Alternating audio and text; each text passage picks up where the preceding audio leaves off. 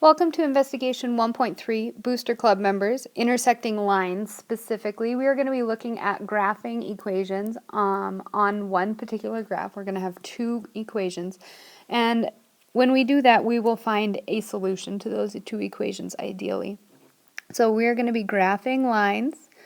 We're going to be graphing them in y equals mx plus b form, and we will find an xy value where two of the lines will eventually intersect. We're going to find that point of intersection where both of the lines are satisfied.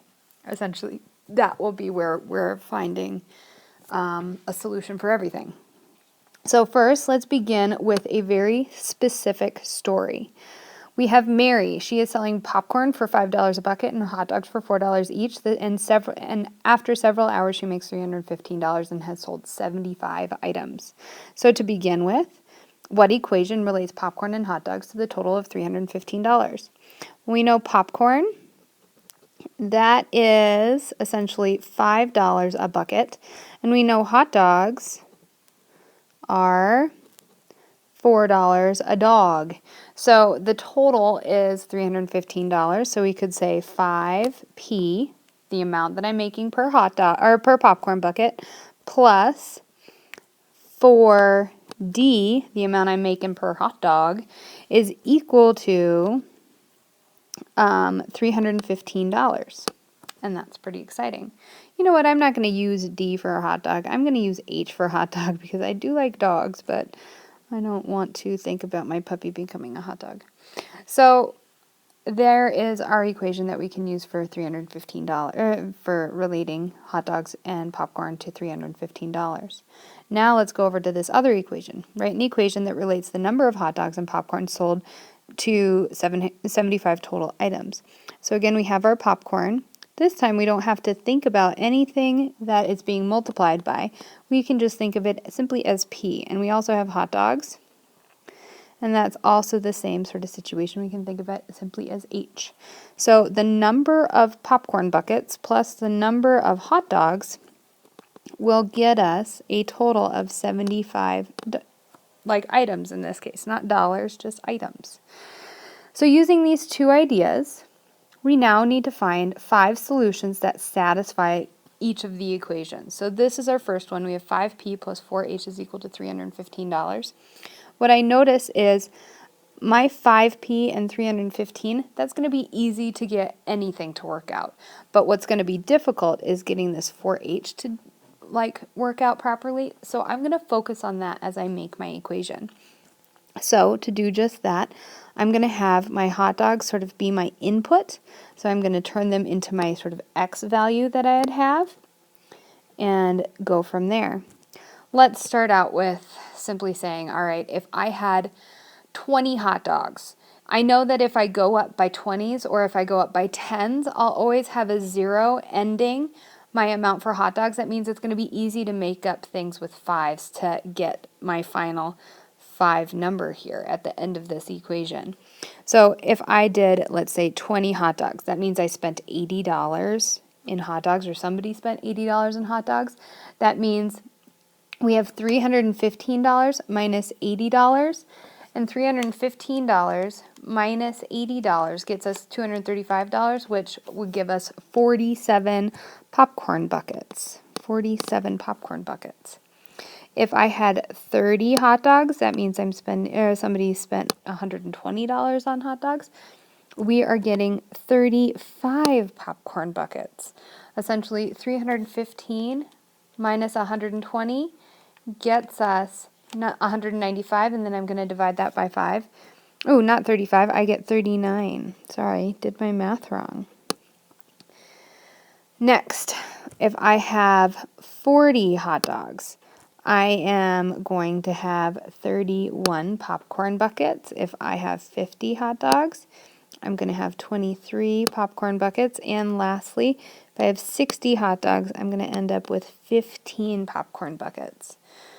So I'm just seeing that 60 times 4 would get me 240, and 15 times 5 would get me $75. And I'm seeing all of this sort of relate. If I needed to, I could put it into a calculator and I'd see, okay, 60 is equal to 240, 15 would be 5 times 15 or 75. Add those two together and we'd get $315. So we're just playing around with those numbers.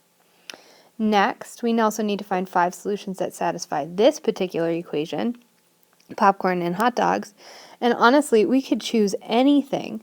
Let's keep our hot dogs in the x value place for these coordinates or for these solutions. But beyond that, we can pick just about anything. Just for consistency's sake, let's pick some of the same amounts for hot dogs as we had before. So we have 20, 30, 40, 50, and 60. And if that's the case, let's figure out the number of hot dogs. Or the number of popcorn. So if I have 20 hot dogs in here and it's supposed to equal 75, that means I need to make up the other 75 items with 55 popcorn buckets. If we had 30, that means I need to make it up with 45 popcorn buckets. If I have 40, I have 35 popcorn buckets. If I had 50, it's 25.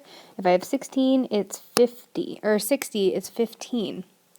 And now I'm starting to see something interesting. I got the same coordinates over here, 60 and 15.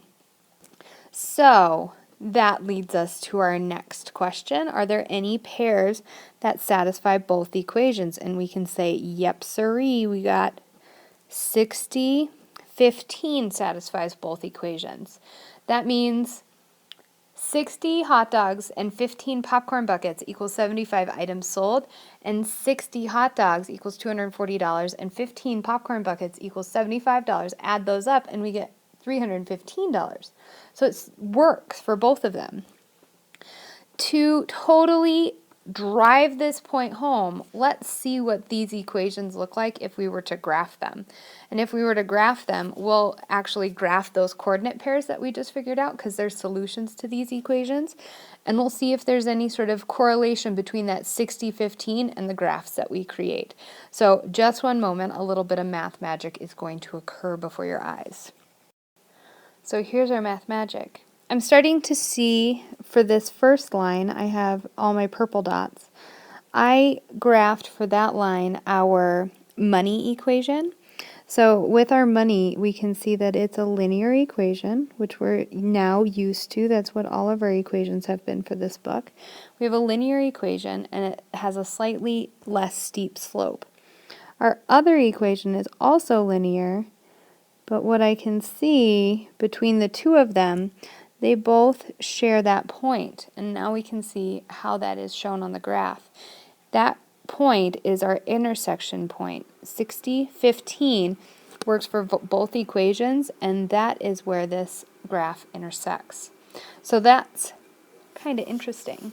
So let's take this same concept into a very general situation. We have x plus y is equal to 4 and x minus y is equal to 2. And we need to solve the system of equations. So by solving the systems, we are going to find that one xy point that works for both equations. So first of all, we need to get both of these equations into this format. Y is equal to mx plus b. So we can solve it without having to find just a bunch of points. So let's start out with our first equation. X plus y is equal to 4. We're going to subtract x on both sides, so we get y is equal to negative x plus 4. Cool enough. There's our first equation. Our second equation, I'm going to do in pink. We have y is equal to negative y, or x is equal to negative, or x minus y, sorry, is equal to 2. We're going to subtract x from both sides, so we get negative y is equal to negative x plus 2. And now we can times everything by 1, by a negative 1. If I multiply everything by a negative 1, it doesn't change any of the values, but it does cause that y to become positive, which is what we need for a proper slope-intercept form, and it causes everything else to change its polarity. So if it was a negative before, it's now become a positive. Or if it was positive before, it's now becoming a negative. So negative y is equal to negative x plus 2 becomes y is equal to x plus 2, or x minus 2. So now we're going to use these two equations, and we are going to graph these on our coordinate plane over here. So let's start out. We have y is equal to x plus 4. We're going to start at a positive 4, and we have a negative x. That means we're going to go down 1 unit and over to the right 1 unit, down 1 unit, over to the right, down to the right, down and to the right, down and to the right, down and to the right, all the way through our whole graph. And we can also do it in the opposite direction, and if we do that, we're going up and to the left, so we're still showing that negative slope. So we can now graph this by connecting all those dots. Let's see if I can do it. Sometimes hard on the iPad. So there is our line. Our second line, we have it starting at -2 for our y-intercept, and it has a positive 1 slope, so it's going up 1 to the right 1, up 1 to the right 1, up 1 to the right 1, up 1 to the right 1. What's cool is as I did this, we can actually see where the intersection is happening and where it's going to hit, which is really nice. So sometimes graphing can just be an estimation type process. Other times, if we have the right situation, graphing can be the easiest way to get these figured out. So in this case, it was a very easy process, and we can see that our solution is a +3, +1 solution. So if we wanted to check our work, all we would need to do is put 3, 1 into both of these equations for the x and the y values and solve it, and we should get correct statements. So let's do just that for this first one. We have 1 is equal to a -3 plus 4. 1 is equal to -3 plus 4. 3 plus 4, if I actually do this work, we get a 1 out of it. So I get 1 is equal to 1. Correct statement. It sounds right. It makes sense. It works. Yay. This other one, let's do that as well. We have 1 is equal to a 3 minus 2. Let's do that math work. 3 minus 2.